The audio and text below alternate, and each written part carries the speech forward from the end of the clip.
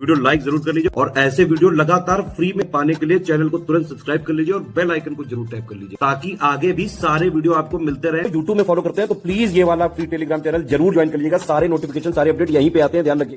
तो दोस्तों, मिसलेनियस की एक और वीडियो में आपका स्वागत है। वर्ल्ड माइग्रेशन रिपोर्ट जो है 2024 की है ना, विश्व प्रवास जो रिपोर्ट होती है काफ़ी ज़्यादा महत्वपूर्ण है ये। तो परेशान नहीं होइए, मैं पूरा समझा दूंगा आपको। इसमें हिंदी इंग्लिश की कोई समस्या आपको नहीं होगी। टू द पॉइंट, बस जो फैक्ट बताऊंगा बस उसको याद रखने। मात्र 8 से 10 फैक्ट होंगे जो इसको याद रखने आपसे। इससे 1-2 सवाल बन सकते हैं। सबसे पहले आपको ये याद रखना है 2024 में कितने माइग्रेंट हैं। इंटरनेशनल माइग्रेंट की बात कर रहा है। जो अंतर्राष्ट्रीय प्रवासी है वो कितने, 281 मिलियन है। कितने, 281 मिलियन। और अगर इसकी परसेंटेज देखी जाए तो ये 3.6% है। क्या समझे, 281 मिलियन या 3.6%, ठीक है। जिसमें से महिलाएं पूछ सकता है, महिलाएं प्रवासी, तो भाई इतना तो आपको पता, फीमेल माइग्रेंट मतलब महिला प्रवासी। ये कितने हैं, 48% है महिला प्रवासी इसमें से, यानी अमूमन सी बात है 52% मेल होंगे, ठीक है। अब international proportion of international migrant who are children, बच्चे इन माइग्रेंट में कितने हैं, तो इन माइग्रेंट में बच्चों की संख्या है 10%, ठीक है। बच्चे कितने हैं, 10%। Total migrant 281 million. और जो माइग्रेंट की पॉपुलेशन है प्रवासियों की 3.6% है, महिलाओं की 48% है, बच्चों की 10% है। कौन से रीजन में सबसे ज़्यादा माइग्रेंट गए हैं इंटरनेशनल माइग्रेंट, तो ये आपको ओशियानिया दिखेगा। ओशियानिया, ये आपका ओशियानिया है ना, ये सब जैसे ऑस्ट्रेलिया, ये सारे आइलैंड, मतलब सबसे ज़्यादा दुनिया में इंटरनेशनल माइग्रेंट रीजन वाइज देखें अगर, क्षेत्र वाइज, तो इसी क्षेत्र में गए हुए हैं, ठीक है। और अगर देश पूछे country highest proportion of international migrant, तो देश के हिसाब से सबसे ज़्यादा माइग्रेंट जो है यूएई में। कहाँ पे, यूएई, ठीक है। यूएई में सबसे ज़्यादा माइग्रेंट गए हुए हैं। फिर आता है आपका, देखिए, ग्लोबल रेमिडेंस, यानी विश्व में जो प्रेषण है। रेमिडेंस मतलब एक, जब नहीं आप कहीं रहते हैं एक देश से दूसरे देश में पैसा भेजते हैं, 831 बिलियन का रेमिटेंस है। कितने, 831 बिलियन का। रिफ्यूजीज़ की संख्या 35.4 मिलियन है। कितनी है, 35.4 मिलियन। तो इतना डाटा आपको याद रखना, ठीक है। तो 2024 में जो रिपोर्ट आई है 2020 की रहती है, ये 2020 के आंकड़ों के हिसाब से।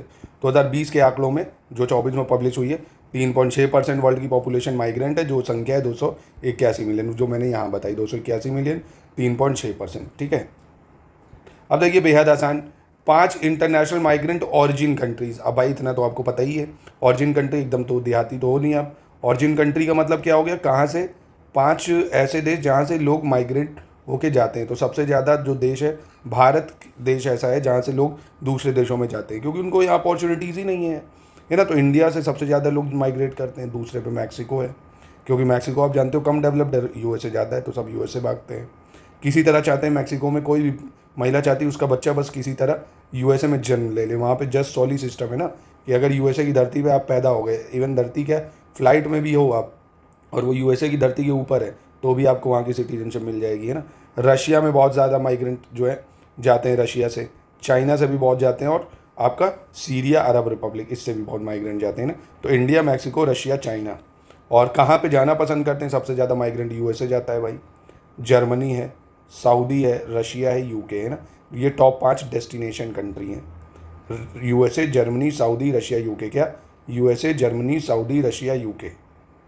अब कंट्री टू कंट्री कॉरिडोर में देखें तो सबसे ज़्यादा जो माइग्रेंट होते हैं मैक्सिको से यूएसए होते हैं, सीरिया रिपब्लिक से टर्की, यूक्रेन से रशिया, इंडिया से यूएई, और रशिया से यूक्रेन, है ना। तो ये कॉरिडोर है, कंट्री टू कंट्री, मतलब इस देश से इस देश में ज़्यादा लोग जाते हैं।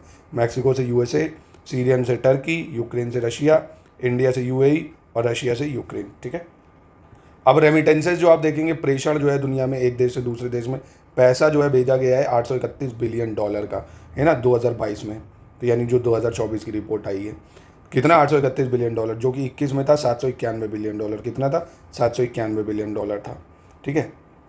तो टॉप 5 रेमिटेंस रिसीविंग कंट्री अगर पूछ ले उनके जीडीपी के शेयर में, तो सबसे ज़्यादा जीडीपी के शेयर में जो रेमिटेंसेज मिलता है वो मिलता है तजिकिस्तान को 51% के आसपास, टोंगा है, लेबनान है, सामोआ है, किर्गिस्तान। कौन कौन सा, Tajikistan, tonga, Lebanon, Samoa, Kyrgyzstan.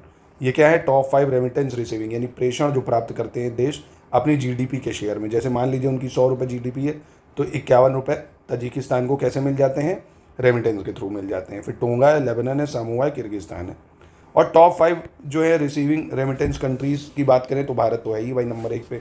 सबसे ज़्यादा भारत को रेमिटेंस मिलता है भाई, इतने लोग दुनिया भर में वो अपनी फैमिलीज़ को पैसा भेजते हैं। दूसरे पे मैक्सिको है, तीसरे पे चाइना है, फिलीपींस है, फ्रांस है ना। मैक्सिको दूसरे पे है, इंडिया, चाइना, फिलीपींस, फ्रांस। और टॉप 5 सेंडिंग जो भेजता है सबसे ज़्यादा रेमिटेंस तो यूएसए भेजेगा भाई, सबसे ज़्यादा लोग तो यूएसए ही रहते हैं ना। फिर दूसरा सऊदी अरब है, तीसरा स्विट्ज़रलैंड है, चौथा जर्मनी है, पांचवा चाइना है। ठीक है, US, Saudi, Switzerland, Germany, China, ये याद रखना। तो देखो एकदम आसान है ना, पूरा वीडियो तो देखा करो आप, बहुत ही आसान है, टू द पॉइंट। इसको नोट कर लीजिए, पूरा मिसलेनियस में कवर करा रहा हूँ ना, नोट कर लो इसको भाई। तो टू द फैक्ट ऐसे पूछ सकता है, सबसे ज़्यादा रेमिटेंस यानी प्रेषण किसको मिलता है, तो भारत को। सबसे ज़्यादा भेजता कौन सा देश है, यूएस भेजता है, सिंपल। जीडीपी में रेमिटेंस का सबसे ज़्यादा शेयर किसका है, तजिकिस्तान का है। बहुत ही आसान चीज़ें बताई, तो बहुत ही simple to the point fact बताएं, बस इतने फैक्ट आपको याद रखने जो कि आसानी से लर्न किए जा सकते हैं। मैंने जो जो फैक्ट बताएं इसको एक पेज में नोट डाउन कर लीजिए और लर्न करिए इसको।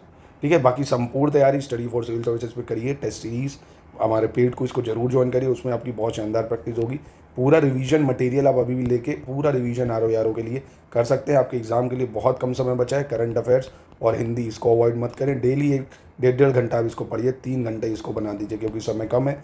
8 से 10 घंटा अब आपको पढ़ना पड़ेगा क्योंकि एग्ज़ाम करीब आ रहा है। और अगर ये 12 घंटे तक भी कर दोगे तो और बढ़िया है ना। अब सब कुछ भूल के सिर्फ पढ़ाई ही करनी पड़ेगी और सब कुछ आपको छोड़ना पड़ेगा। तो मेहनत करिए लगातार, हम लोग आपका सपोर्ट पूरी तरह से कर ही रहे हैं।